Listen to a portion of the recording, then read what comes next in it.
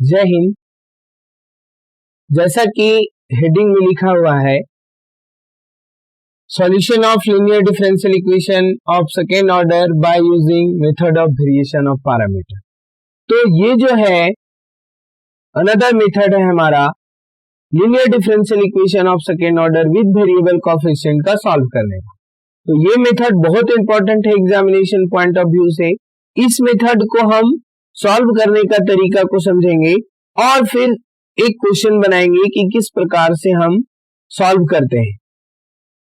तो देखिए,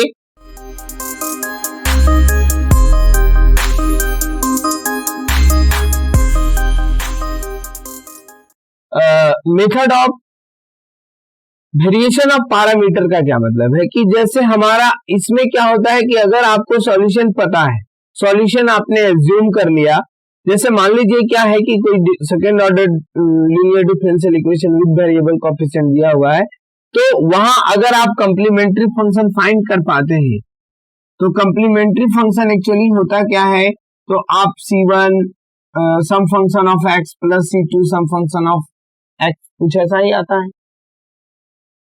तो ये जो है, अगर ये हमारा सॉल्यूशन है, तो C1 और C2 को अगर फाइंड कर ले इन टर्म्स ऑफ x, तो we get the final solution.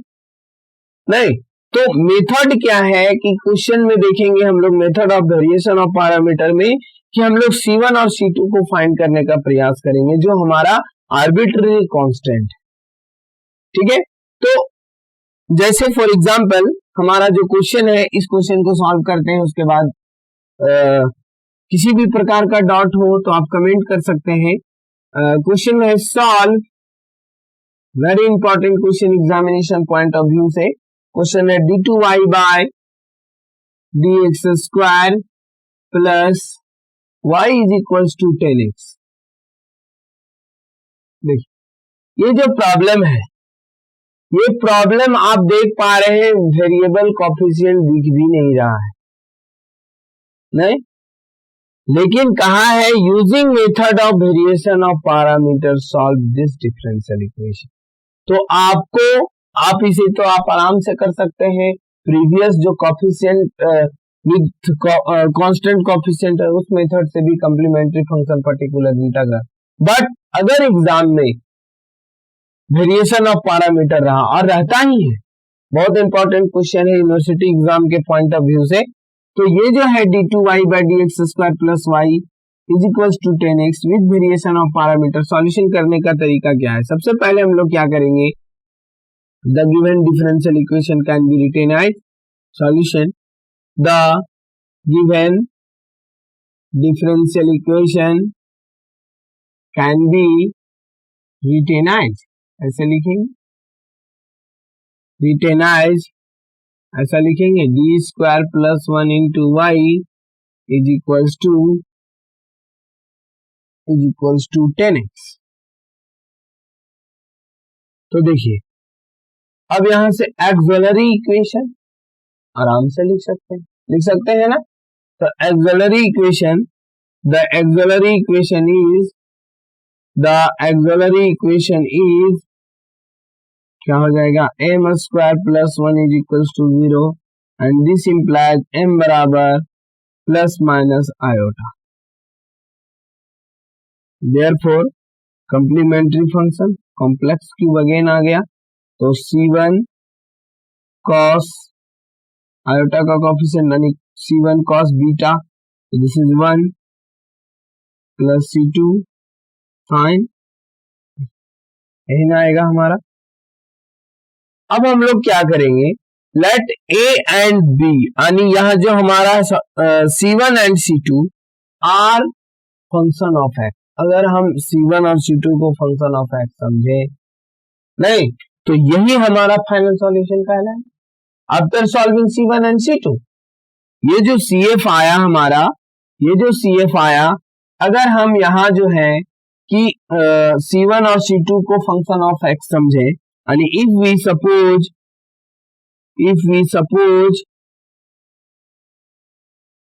तो वेरिएशन ऑफ पैरामीटर का यही मेथड ही है कि हमें क्या करना है, ये आर्बिट्ररी कांस्टेंट को फंक्शन ऑफ x मान लेना है। if we suppose C1 and C2 are function of x.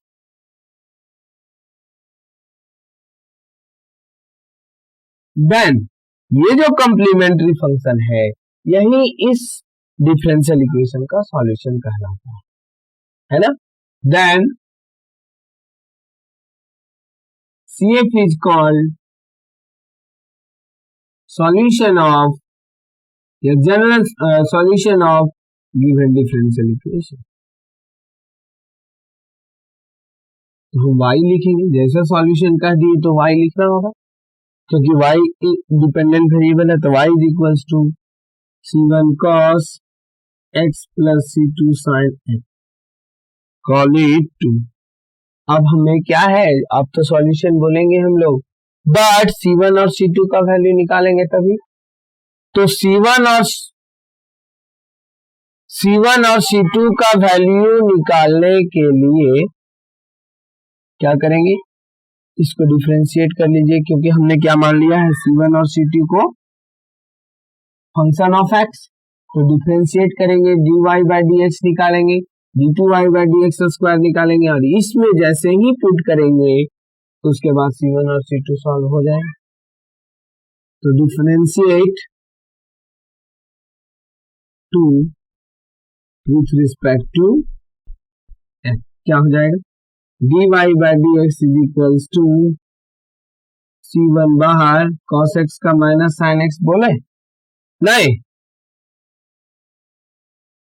cos x का minus sin x plus cos x बाहर, एक्चुअली क्या है, प्रोडक्ट रूल लगेगा, इसीलिए dC1 बाई dx, क्योंकि C1 को फंक्शन ऑफ x मान लिए। उसी प्रकार से C2 sin x का हो जाएगा cos x plus sin x बाहर dC2 बाय d, यही ना आएगा। अब यहां जो है हम क्या करेंगे कि ये cos dC1 बाई dx और sin dC2 बाई dx को जीरो मान, क्या मान लेंगे, जीरो। तो put cos x dC1 by dx plus sin x dC2 by dx बराबर 0। ये वर्क हर प्रॉब्लम में करें, ठीक है। तो जैसे इसको जीरो बोल दीजिए, इसको बोल दीजिए थर्ड। तो dy बाई dx क्या मिल गया, dy बाई dx क्या बन जाएगा, then dy by dx becomes क्या हो जाएगा, देख लीजिए, dy by dx is equals to minus C1 sin x plus C2 cos, और फिर इसको क्या करेंगे, again differentiate with respect to x,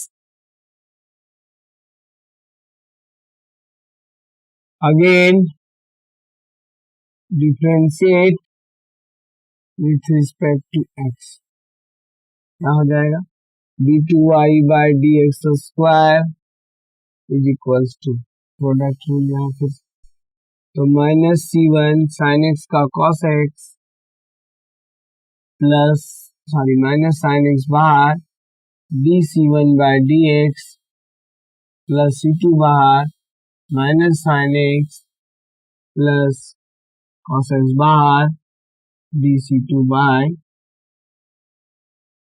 यही आया ना, यही ना आया क्या। अब जो है कि ये जो वैल्यू हमें आया और dy बाई dx जो हमने लाया, इसको कहाँ पुट कर देंगे, इक्वेशन में। तो dy बाई dx तो पुट ही नहीं करना है, तो हम कहाँ चले जाएंगे, putting the value of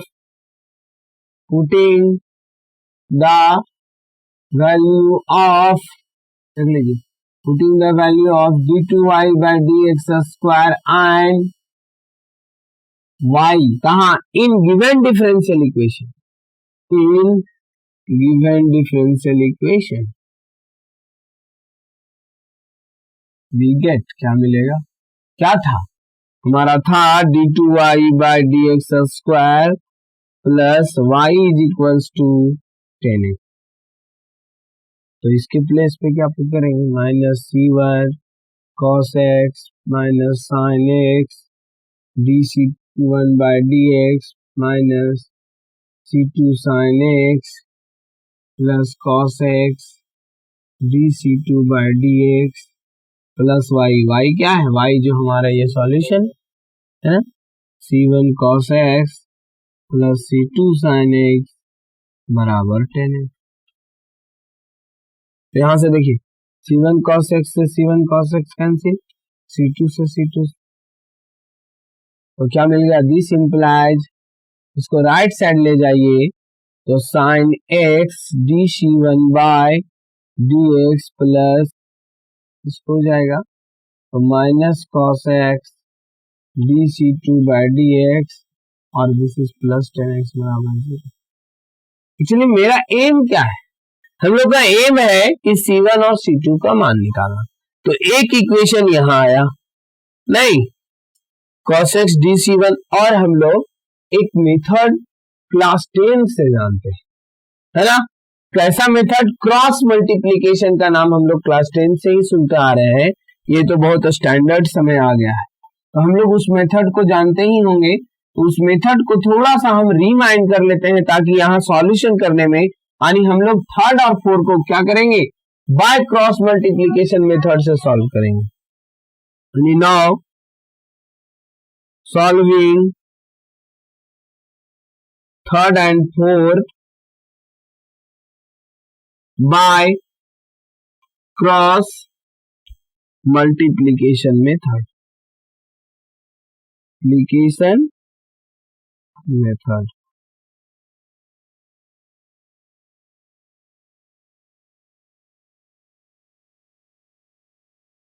cross multiplication method से सॉल्व करेंगे हम लोग। तो देखिए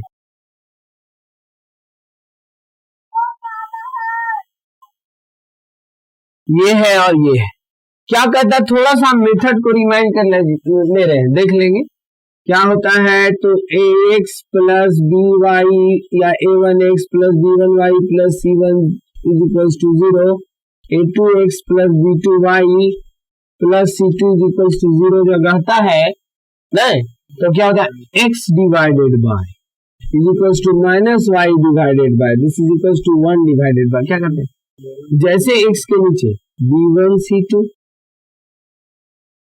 माइनस b2 c1, और यहाँ इसके नीचे a1 c2 minus a2 c1, और यहाँ इसके नीचे a1 b2 minus a2 b1, यही ना होता है। तो इसी का यूज यहाँ हम कर सकते हैं, dc1 को अगर हम x बोले, dc2 बाय dx को y समझे, और जो नहीं है उसको कांस्टेंट 1 समझे, क्योंकि यहाँ तो है इंटू 1, वहां नहीं है, तो अगर ऐसा करते हैं तो सॉल्व कर सकते हैं। हाँ, ये डिटर्मिनेंट से, देखिए ये जो है डिटर्मिनेंट के कंसेप्ट, ये क्लास 10 में हम लोग सॉल्व किए हैं, उसके बाद बहुत ज्यादा यूज हम लोग 12 में भी किए हैं, उसके बाद यहाँ तो यूज हुआ है, ये हर ब्रांच में यूज होता है। जहां भी आपको सॉल्व करना है तो क्रॉस मल्टीप्लीकेशन मेथड का यूज करके सॉल्व, क्योंकि देखिए यहाँ वेरिएबल जो एलिमिनेशन मेथड आप अगर लगाएंगे तो कितना टफ है, आपको sin x cos x multiply करके, जो वैसे भी कर सकते हैं, लेकिन क्रॉस मल्टीप्लीकेशन मेथड से सॉल्व करना ज्यादा इजी है। तो देखिए अब हम इसको यूज कर लें, तो इसके प्लेस पे यहाँ इसको रहने देते हैं, यहाँ हम लिख रहे हैं, है ना, देखिए क्या आ जाएगा, dc1 by dx, dc1 by dx divided by b1 c2, देखिए ये है, तो b1 sin x into c2 tan x, sin x into tan x बोल,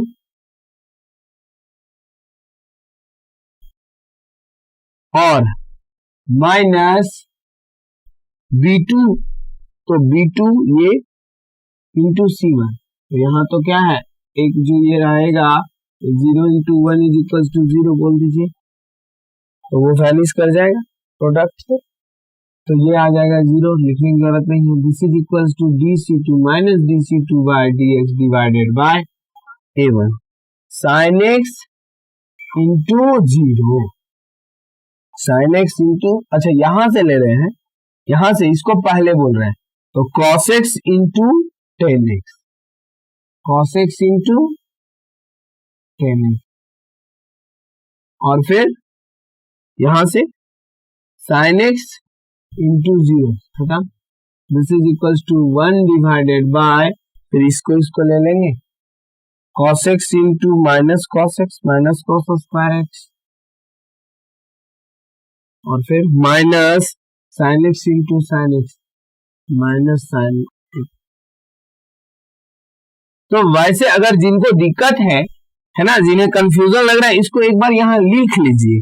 सामने में ऐसा अगर आप लिख लेंगे, सामने में ऐसा अगर आप लिख लेंगे तो सारा कंफ्यूजन दूर हो जाएगा।